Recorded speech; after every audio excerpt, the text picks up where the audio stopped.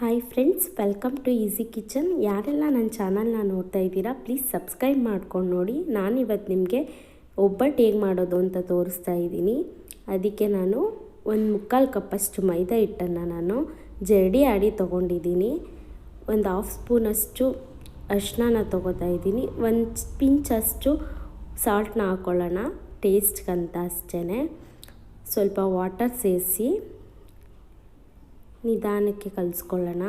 ನೀವು ಕಣ್ಕನ ರೆಡಿ ಮಾಡೋರು ಕೆಲವರು ಚಿರೋಟಿ ರವೆಲಿ ಕೂಡ ಕಣ್ಕನ ರೆಡಿ ಮಾಡ್ಕೋಬೋದು. ನಾನು ಈ ರೀತಿಯೇ ಮಾಡೋದು, ಮೈದಾ ಹಿಟ್ಟಲ್ಲೇ. ನೀವು ಬೇಕಿದ್ದರೆ ಚಿರೋಟಿ ರವೆ ಕೂಡ ಆ್ಯಡ್ ಮಾಡಿ ರೆಡಿ ಮಾಡ್ಬೋದು. ಇದಕ್ಕೆ ನೋಡಿ, ಒಂದು 2-3 ಸ್ಪೂನ್ ಆಯಿಲ್ನ ಹಾಕಿ ನೀಟಾಗಿ ಈ ಥರ ಮಿತ್ತಿ ಕಲಿಸ್ಕೋಬೇಕು. ಅದಕ್ಕೆ ನೋಡಿ, ಒಂದು 2-3 ಸ್ಪೂನಷ್ಟು ಆಯಿಲ್ನ ಹಾಕಿ ಒಂದು 2 ಅವರ್ಸ್ ಆದ್ರೂ ಕಣ್ಕನ ಈ ಥರ ಆಯಲಲ್ಲಿ ನೆನೆಯೋಕ್ಕೆ ಬಿಡಬೇಕು. ಇದೊಂದು ಟಿಪ್ ಅಂತಾನೆ ಅಂದ್ಕೊಳ್ಳಿ. ಈ ಥರ ನೆನೆಸೋದ್ರಿಂದ ಒಬ್ಬಟ್ಟು ತುಂಬ ಸಾಫ್ಟಾಗಿ ಬರುತ್ತೆ. ನೋಡಿ, ನೀವು ಯಾವುದೇ ಕಣ್ಕ ಮಾಡಿದ್ರೂ ಅಷ್ಟೇ ಸ್ವಲ್ಪ ಎಣ್ಣೆಯಲ್ಲಿ ಹಾಕಿ, ಅಂದರೆ ಕಣ್ಕ ಅಂದರೆ ಸಣ್ಣ ರವೆ ಕಣ್ಕ ಆದ್ರೂ ಅಷ್ಟೇ ಈ ಥರ ಎಣ್ಣೆಯಲ್ಲಿ ಇಟ್ಟರೆ ತುಂಬ ಒಬ್ಬಟ್ಟು ಸಾಫ್ಟಾಗಿ ಚೆನ್ನಾಗಿ ಬರುತ್ತೆ. ನಾನು ಇದರಲ್ಲಿ 2 ಕಪ್ಪಷ್ಟು ಕಡಲೆಬೇಳೆನ ತೊಗೊಂಡಿದ್ದೀನಿ. ಇದನ್ನು ನಾನು ತೊಳೆದು ಒಂದು 3 ವಿಸಿಲ್ ಬರ್ಸ್ಕೊಂಡಿದ್ದೀನಿ. ನೋಡಿ, ಇಷ್ಟು ಸಾಫ್ಟಾಗಿ ಕಟ್ಟಾದರೆ ಸಾಕು. ನೋಡಿ, ಅದಕ್ಕೆ ನಾನು 1 ಕಪ್ಪಷ್ಟು ಬೆಲ್ಲನ ತುರಿದಿಟ್ಕೊಂಡಿದ್ದೀನಿ. 3/4 ಕಪ್ಪಷ್ಟು ಕಾಯಿನ ತುರಿದಿಟ್ಕೊಂಡಿದ್ದೀನಿ. ಈ ಅಳತೆಯಲ್ಲಿ ಮಾಡಿದ್ರೆ ಒಂದು 15 ಒಬ್ಬಟ್ಟಾಗುತ್ತೆ. ನೋಡಿ, ಈ ಥರ ವಾಟರ್ನ ಇಟ್ಕೊಂಡು ಬೆಲ್ಲನ ನಾವು ಕರಗಿಸ್ಕೊಂಡು ಗಲೀಜಿದ್ರೆ ಸೋಸ್ಕೊಳ್ಳೋದಕ್ಕೋಸ್ಕರ ಅಷ್ಟೇ. ನೀವು ಡೈರೆಕ್ಟಾಗಿ ಇದೇ ರೀತಿ ಮಿಕ್ಸಿಲಿ ಹಾಕಿ ಮಾಡ್ತೀನಿ ಅಂದರೂ ಕೂಡ ಮಾಡ್ಬೋದು. ಬಟ್ ಈ ಮೆಥಡಲ್ಲಿ ಮಾಡಿದ್ರೆ ತುಂಬ ಪರ್ಫೆಕ್ಟಾಗಿರುತ್ತೆ.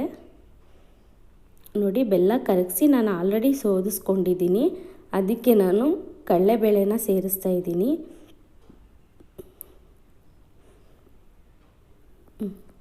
ನೋಡಿ, ಒಬ್ಬಟ್ಟು ಮಾಡೋಕ್ಕೆ ಬರಲ್ಲ ಅಂತ ಹೇಳೋರು ಕೂಡ ಈ ಮೆಥಡ್ನೆಲ್ಲ ಫಾಲೋ ಮಾಡಿದ್ರೆ ಈಸಿಯಾಗಿ ಒಬ್ಬಟ್ಟನ್ನ ಮಾಡ್ಬೋದು. ನೋಡಿ, ನಾನು 3/4 ಕಪ್ಪಷ್ಟು ಕಾಯಿನ ತುರಿದು ಹಾಕಿದ್ದೀನಿ. ಹಾಕಿ ಇದನ್ನು ಒಂದು 10 ಮಿನಿಟ್ಸು, ಅಂದರೆ ಈ ನೀರಂಶ ಏನಿದೆ ಇದೆಲ್ಲ ಸ್ವಲ್ಪ ಡ್ರೈ ಆಗೋ ಅಷ್ಟು ಕುದಿಸ್ಕೊಂಡ್ರೆ ಸಾಕು. ನೋಡಿ, ಇಷ್ಟು ಡ್ರೈ ಆಗಬೇಕು. ಇಷ್ಟು ಡ್ರೈ ಆದರೆ ಸಾಕು. ಇದು ಕಂಪ್ಲೀಟಾಗಿ ರೆಡಿ ಇದೆ. ಇದನ್ನು ನಾನು ಈಗ ಮಿಕ್ಸಿಲಿ ರುಬ್ಕೋತೀನಿ. ಮಿಕ್ಸಿಲಿ ರುಬ್ಕೋಬೇಕು ಅಂದರೆ ನೀವು ಚಟ್ನಿ ಮಾಡ್ತೀರಲ್ಲ ಅದೇ ಜಾರಲ್ಲಿ ರುಬ್ಕೊಳ್ಳಿ. ಸ್ವಲ್ಪನೇ ಆದರೂ ಪರವಾಗಿಲ್ಲ. ನೋಡಿ, ಇದಕ್ಕೆ ಏಲಕ್ಕಿ ಸೇರಿಸ್ತಾ ಇದ್ದೀನಿ. ನೀವು ಬೇಕು ಅಂದರೆ ಒಣಶುಂಠಿ ಕೂಡ ಹಾಕೋಬೋದು.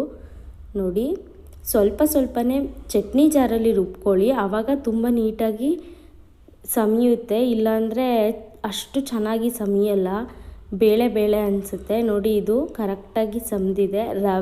ರವೆ ಥರ ಇರಬೇಕು. ಮುಟ್ಟಿದ್ರೆ ಅಷ್ಟಿದ್ರೆ ಉಂಡೆ ಬರಬೇಕು.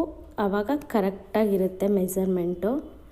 ನೋಡಿ, ಇದು ತೊಗೊಂಡು ಇದು ಆಲ್ರೆಡಿ ಕಣ್ಕನ ನೆನೆಯೋಕೆ ಇಟ್ಟಿದ್ವಿ ಅಲ್ವಾ. ನೋಡಿ, ನಾನು ಆಲ್ರೆಡಿ 2 ಅವರ್ಸಿ ನೆನೆಸಿ ತೊಗೊಂಡಿದ್ದೀನಿ. ಇದು ನೋಡಿ, ಈ ರೀತಿ ಬರ್ತಿದೆ. ಈ ರೀತಿ ಅಂಟ್ಕೋತಾ ಇಲ್ಲ, ಕೈಗೆ ನೀಟಾಗಿ ಬರ್ತಿದೆ.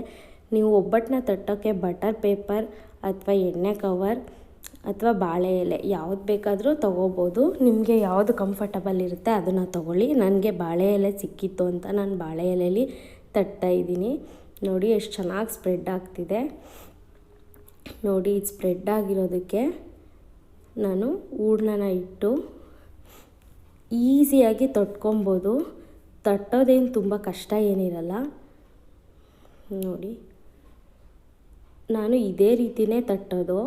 ಕೆಲವರು ಒಳಗಡೆ ಹೂರ್ಣನ ಫಿಲ್ ಮಾಡಿ ಡಿಫ್ರೆಂಟಾಗೆಲ್ಲ ತಟ್ತಾರೆ. ನಾನು ನಾರ್ಮಲಾಗಿ ತುಂಬ ದಿವಸದಿಂದ ನಾನು ಇದೇ ರೀತಿ ತಟ್ಟೋದು.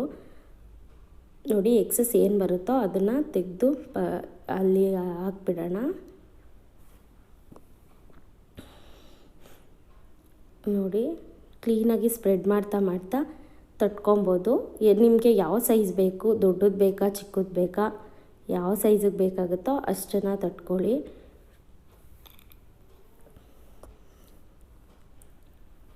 ನೋಡಿ, ನಾನು ಇದೇ ಸೈಜಲ್ಲಿ ಹೋಳ್ಗೆನ ಮಾಡೋದು. ಸೊ ನನಗೆ ಇದೇ ಸೈಜ್ ಸಾಕಾಗಿದೆ. ನೋಡಿ, ಈ ಸೈಜಲ್ಲಿ ತಟ್ಕೊತಾ ಇದ್ದೀನಿ. ಇದನ್ನು ನಾವು ಒಂದು ಹಂಚನ್ನು ಕಾಯಕ್ಕೆ ಇಟ್ಕೊಂಡಿದ್ದೀವಿ. ಹಂಚು ಕಾದಿದೆಯಾ ನೋಡಿ, ಕಾದಿರೋ ಹಂಚಿಗೆ ಒಬ್ಬಟ್ಟನ್ನ ಹಾಕೋಣ. ಒಬ್ಬಟ್ಟನ್ನು ಜಾಸ್ತಿ ನಾವು ಚಪಾತಿನ ತಿರುತ್ತೀವಲ್ಲ ಆ ಥರ ತಿರಿಬಾರ್ದು. ಒಂದೇ ಸಲ ಆ ಕಡೆ ಈ ಕಡೆ ಲೋ ಫ್ಲೇಮಲ್ಲಿ ಬೇಯಿಸಿ ಎತ್ಕೊಬೇಕು. ಆಗ ಒಬ್ಬಟ್ಟು ಕರೆಕ್ಟಾಗಿ ಬೆಂದಿರುತ್ತೆ, ಸಾಫ್ಟಾಗಿ ಕೂಡ ಇರುತ್ತೆ. ನೋಡಿ, ಇದು ರೆಡಿ ಇದೆ. ಈ ಥರ ಮೆಥಡ್ನ ಫಾಲೋ ಮಾಡಿದ್ರೆ ಈಸಿಯಾಗಿ ನಾವು ಒಬ್ಬಟ್ಟನ್ನ ಮಾಡ್ಕೋಬೋದು. ನೋಡಿ, ಪರ್ಫೆಕ್ಟಾಗಿ ಬರುತ್ತೆ ಒಬ್ಬಟ್ಟು, ತುಂಬಾ easy. Thank you for watching. Thank you all. Please ನನ್ನ ಚಾನಲ್ನ ಸಬ್ಸ್ಕ್ರೈಬ್ ಮಾಡ್ಕೊಂಡು ನೋಡಿ.